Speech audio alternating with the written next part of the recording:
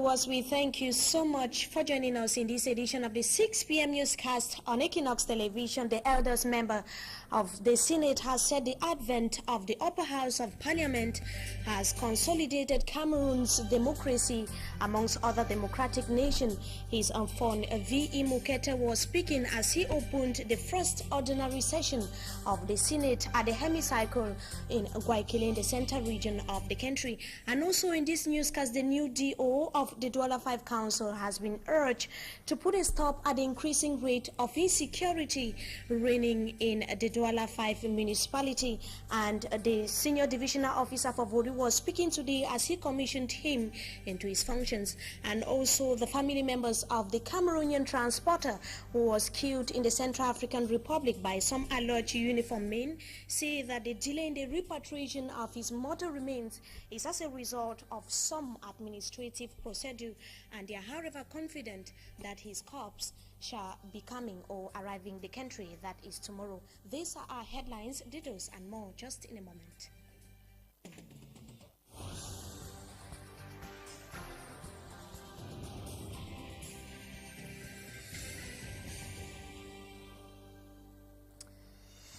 Good evening to you once again, viewers. We thank you so much for joining us in this edition of the news on Equinox Television. Like we all know, today, 14th of May 2013, the first ever session, ordinary session of members of parliament, or the upper house of the parliament, that is the senatorial session, which is built for Yaoundé Central region of the country, opens today. And it started few hours ago with an opening speech by Anfon V.E. Mukete, who is the eldest member of the Senate. He said that they are having a couple of challenges ahead of them, and that they should meet the challenges of the ongoing session, some of which are the drawing up and legalizing the stance orders of the House. And he also mentioned that the duty of the upper house of the parliament is to legalize or legislate and ensure government's insight, that is adopting the bill which had passed through the National Assembly. And he said that his wish is that the various senators should respect the interests of the local and regional authorities which they represent. He underscored the quality for the proceedings at the level of the Senate, and that it would convince the skeptics on the bicameral nature of Cameroon's parliament. And he equally boasted that President Biya has fulfilled one of his promises, which is that of putting in place of the Senate in 2013. And he described the parliament as functioning so far satisfactorily. And he said that the putting in place of the bicameral house, that is both the upper house and also the parliament, is a proof of Cameroon's democracy like in other nations all over the world. And he said that today's session would see the putting in place of a special commission prior to deliberations that opens today. Like we said in the headlines, we talked about the commissioning into or the installation ceremony of the DO for Douala 5 municipality here in the economic capital Douala, where he was urged to curb noise pollution from religious associations and also to enhance order within the municipality. And several challenges lie ahead of him, precisely the putting a stop or combating increasing rate of insecurity at some localities in the Douala 5 area, precisely the Feng Barrier Esek and also the Ange Raphael area. Babla Jonathan was part of his installation ceremony, but we are not going to be talking about the installation ceremony, but some of the challenges that await the newly installed DO for the Douala 5 municipality. His report. In this neighborhood of the Douala 5 subdivision, inhabitants say they sleep with insecurity right in their bedrooms, so to speak. On connaît même les qui font ces forfaits dans le quartier, les bandits, ces bandits, mais ce sont des jeunes là qui sont là. Une fois qu'on parvient à les arrêter, parfois ils ont des affinités avec les gens du quartier, parfois ils ont même des affinités avec les gens de la police. Et quand on les arrête, une fois arrêtés, ils sont encore ressortis. On ne peut même pas déposer une chaussure dehors. Une fois que tu as déposé, c'est parti. This man says the suspected bandits who are terrorizing inhabitants of this neighborhood are well known, but when they are arrested by the population and handed over to security forces, they are seen on the street few days after. While waiting for you to come back, maybe at by 10:30 p.m. Ça ne fait pas une semaine, ils sont entrés chez moi, ils m'ont ramassé tout. Ils ont pris mon écran plasma, ils ont pris mes 2 bouteilles de gaz, ils m'ont pris une somme de presque 350 000. Ils sont entrés jusqu'à dans la chambre et récupéré tout. According to some inhabitants, another stumbling block to the fight against insecurity in this part of Douala 5, especially in areas like Firm Barrier Isek and Ange Raphael, is at the level of collaboration between security forces and the population. Ici, pas des gens n'entendent pas très réguliers. Ils sont de passage, ils ne collaborent même pas avec les... Inhabitants are looking up to the new divisional officer for Douala 5, Chaki Jean-Marie, to do everything possible to step up security in that part of the city. He should try as much as possible to make sure that the law enforcement officers should be alert, because most of the times we could cry for help. You will cry for help like 5:30, and until it's 6:30, that is 1 hour later, before you can see a law enforcement officer. Si vraiment ils pouvaient vraiment mettre un peu de sécurité dans le quartier, en collaborant déjà, travailler avec la population du coin. It is hoped that sooner or later, sexual harassment, theft, and other social ills will be things of the past in this neighborhood, especially the student residential area close to the University of Douala.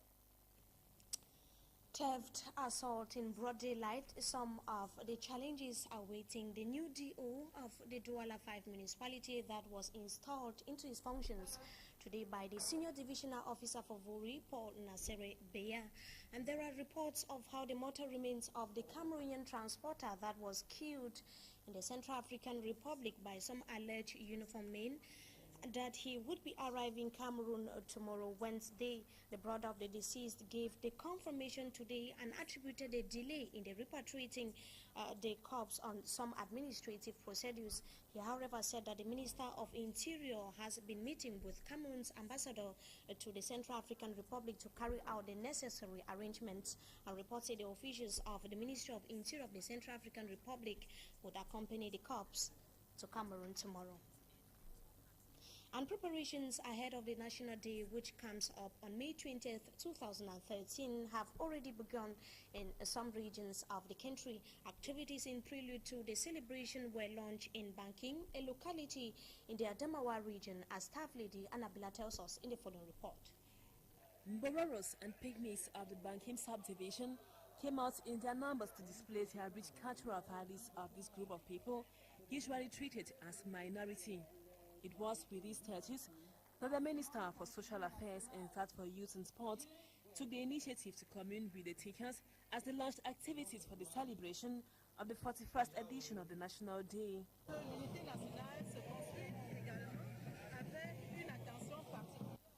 National unity is celebrated with particular attention paid to the minority group, especially the Mbororos and the pygmies. He realized that the social inclusion policy of President Paul Biya is put in place not only within the Mbororo community but to other minority groups in Cameroon.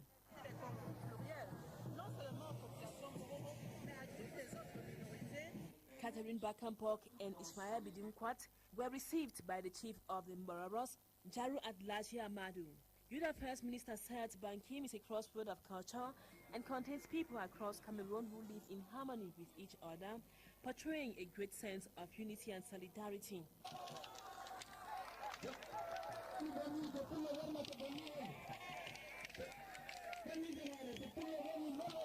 Traditional songs and dances crowned the event, which was also attended by Abbasadu and Lamidu of Bamfo. Staff Lady Annabella there ending the report. Now, primary schools are bracing up to write their common entrance examinations. That is tomorrow. Another 1,000 pupils are expected to sit in for the examinations, and the common entrance exams will be written alongside concours d'entrée and sixième. As I earlier indicated, it is going to take place tomorrow across the country. Now we talk sports, where golfers in the country and beyond were in Buea to take part in the 4th edition of Cameroon's International Golf Competition, the sports event organized in honor of Cameroon's 50 years of reunification celebration built for Buea Southwest region of the country. It saw the participation of some renowned national and international golf champions. And that does it for this segment of the news. Up next is Talking Point.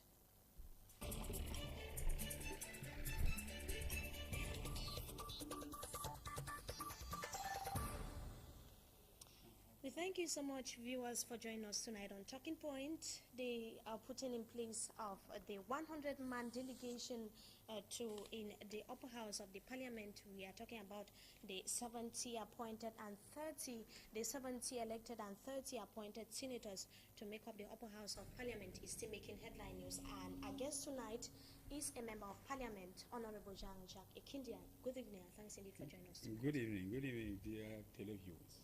We listened earlier to the speech of the eldest member of the Senate, that is from V.E. Mukete of the Southwest region, that was recently appointed by head of state. And he started by describing the putting in place of the Senate, or ever since the senatorial election started up to this point, as a historic period in the history of Cameroon. How historic, apart from the fact that this is the first time that Cameroon is having the Senate being put into place? How historic is this period in Cameroon? Yes, I believe that we have to consider under 2 points of view. First, this is a provision of the Constitution since 1996. It means that the Senate would have been put in place 17 years ago. Now, when we happen to do it, it's not quite reasonable to consider that it is historical. People expected it for a long time. Now it's done. But in another point of view, it will be the first time where Cameroon will experience a Senate. From this point of view, it's new, and it may be historical to see a bicameral parliament working together. Now, coming to you are, of course, a member of parliament, and we are talking here about the upper house of the parliament that very little or very few Cameroonians know how it functions. Now, we already have parliamentarians existing. That is, the House of Assembly has already been existing for a very long time now. How is the Senate going to be put in place? How is it going to be put in place? Now, the Senate will work as one camera of the Parliament. The Parliament is bicameral. It means that in most advanced countries, you have this bicameralism. I mean, in the United States, you have a House and you have a Senate. In France, you have the Chamber of Members of Parliament and the Senate. In Germany, you have Bundesrat and Bundestag. It means that it's quite usual. Now, in Cameroon, the point is, when you have those two cameras, it really costs some money. And people just ask the question, is it really necessary to have these two cameras to work together? Or isn't it possible to have the laws adopted by only one camera? It's an experience we decided to look for, we decided to put in place, and we in the National Assembly, we are expecting what to do. But people must know that the lower house is the leader as far as laws are concerned. I mean that the lower house can decide on a draft even though the upper house didn't accept it. Do you also ask yourself the question of the necessity of the upper house of the parliament? The necessity is a matter of political decision. You know, you have many things you can do. If I were the one to take this decision, maybe I wouldn't set up the Senate at this precise time. But once the Constitution has been adopted, we cannot just ask ourselves whether the Constitution is good or not. We have just to implement it, to comply to it, until we change it. But it's somehow really a waste of time to ask whether the Constitution is well built by installing a Senate or not.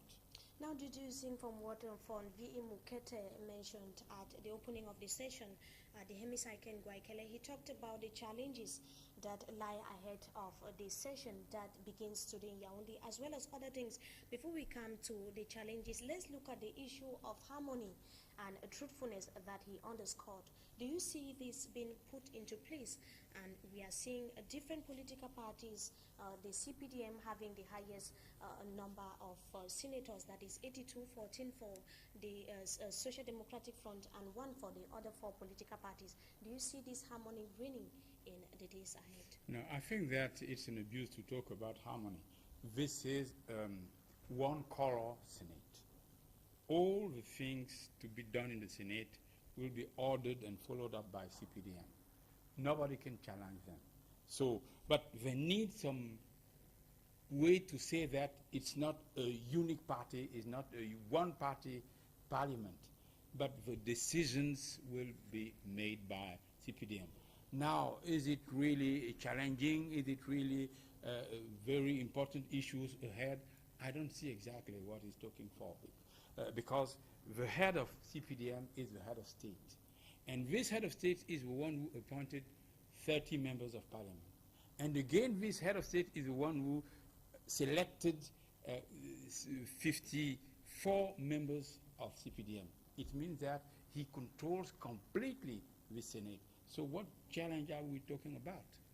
According to you, you think that harmony is not going to put into place in the upper house of the parliament, and so does it qualify the Senate, the House of the Senate, as a democratic one, as you earlier mentioned? When you talk about harmony, it means that you may have disharmony, but since most of these people are coming from the same party, I don't see how harmony cannot just be as normal.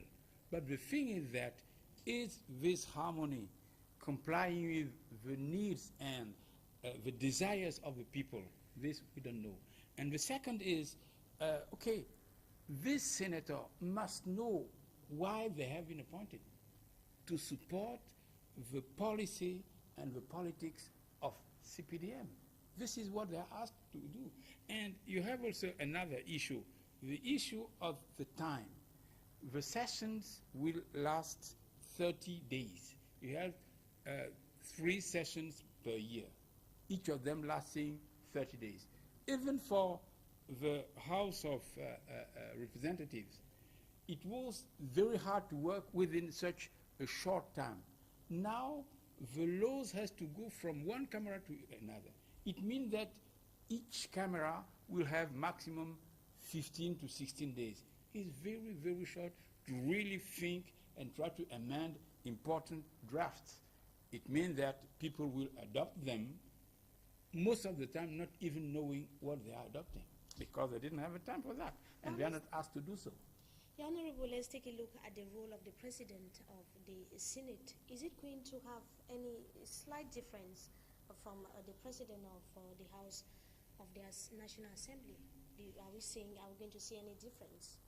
Personally, I don't see any real difference. But according to the law, the President of the Senate is the alternate President, which is a provision of the Constitution. While the President of the National Assembly was considered, in fact, that the alternate President, because the President of the Senate was not yet there. Now that he's there, he is the alternate President. And under those circumstances, he is an important personality, because everybody knows that if something happens to the President, he'll be the one to take the seat, to take the power. Apart from that, in his day-to-day business, I don't see any real thing he'll be bringing into our system, because the laws will be adopted by the lower house. You earlier mentioned the need for the various senators to know why and what awaits them as they are meeting in their first ordinary session ever there at the Hemicycle in Guayaquil. What are some of the things, like, what are some of the things that they are expected to do? What are some of the things that they are supposed to put in place there at the ongoing session? Yeah, this is how it will work. First of all, this session is a session has for right. It means that nobody convened it. It's a session of right. While the other session will be convened by the president. Now that the Senate doesn't have any president, so we need this first session of the right. The second is that the session is presided over by the eldest member. This is why Von Mukete has been chosen, because he is the eldest among all this. But this Bureau of Age cannot debate anything. They have especially two tasks. One is to verify the mandates of the elected members of parliament. I mean that the Senate is the only body able to declare eligible or not eligible this or that members. So they have verification bureaus to go through all the dossier of these members. And at the end, they declare that, okay, you are now elected, you are now senators. This is the first thing to do. The second is to organize the election of the permanent bureau, which means to designate the member who will be president and the other one vice president, secretary, and so on. But we have some problems over there, because this has to be done according to standing orders of the Senate. And these standing orders by now do not exist. It means that they may, and this is in the law probably, they may decide to organize this election under the form of a law. It means that it has to be a law. But for it to be a law, it has to be adopted first by the House of Representatives and then by the Senate. And the House of Representatives is not sitting now. So are they able to adopt a law alone and ask the President of the Republic to promulgate it, or must they wait until the National Assembly meets, goes through this draft, adopt it, and then ask the President of the Republic to promulgate? By now, we don't know what they are going to do. But it is a very important issue, because if it's not a law, if it is adopted only by the Senate, it will not be opposable to anyone. I mean that I can declare that I don't know it, since it is not a real law. It is an internal document for the Senate, but internal documents for the Senate are not enough. To ensure that this is the law, and you have to consider that it's okay. So I really don't know how they are going to do with this problem. Either they postpone it, since the National Assembly has to meet by June, and at that time it comes to the National Assembly, we adopt it, and then it goes through the regular procedure of law, or they try to adopt it the way it is, and there'll be a problem, because an people indication can that this session might go to the end without Cameroonians knowing who is the president of the Senate or the executive members of the Senate. I believe that they can't afford it. They can't afford it because it will be very critical to have a Senate, but not to have any president or any bureau. But if they do it anyway, the problem will be, are they really legitimate and legal? Since what they would have been adopted is not a law, it's an internal resolution of the Senate.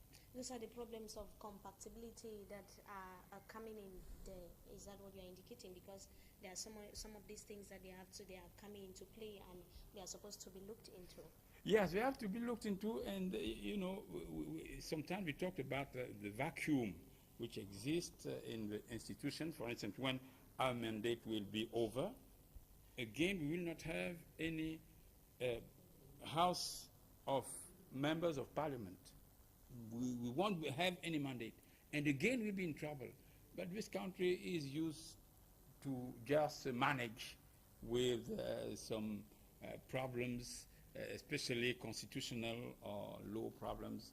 I hope that it will not lead us to a very embarrassing situation. Are we going to see management taking place here? Are we going to be talking about management here? Because we are seeing that maybe we are not going to see the putting in place of the Senate Bureau, as that's actually one of the focus of the ongoing session. Yeah, it's somehow a little bit complicated, because the Age Bureau, presided over by the eldest member and the youngest two, has no right to debate anything.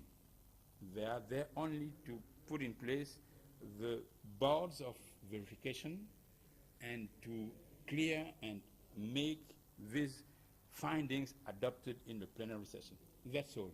Except if the point is related to the standing orders of the Senate. But this is a very big point because it's not related. It's to adopt a complete law concerning the standing orders. And we cannot imagine that this can be debated, this can be adopted without any debate. And especially, this is the way it's done. If a question related to standing orders is raised on, they designate a commission in accordance with the political parties represented. And this commission is the one to come with a conclusion concerning this point. But can they come with a complete standing orders, and will they debate it, knowing that the Elders Bureau doesn't allow any debate?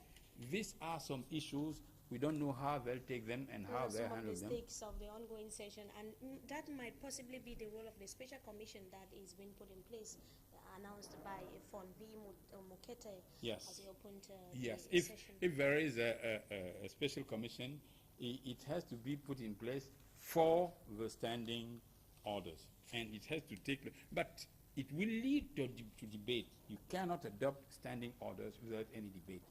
And the bylaws are quite clear. They mean that no debates under the chairmanship of the eldest member. So, thanks indeed, Honorable Jean-Jacques Ikindi, an Honorable Member of Parliament, for joining us tonight on Talking Point. Thank you for inviting me. And to you viewers, we thank you so much for joining us in this edition of the 6 p.m. newscast on Equinox Television. We have come to the end. Good evening to you all, and have a good stay in the company of our programs.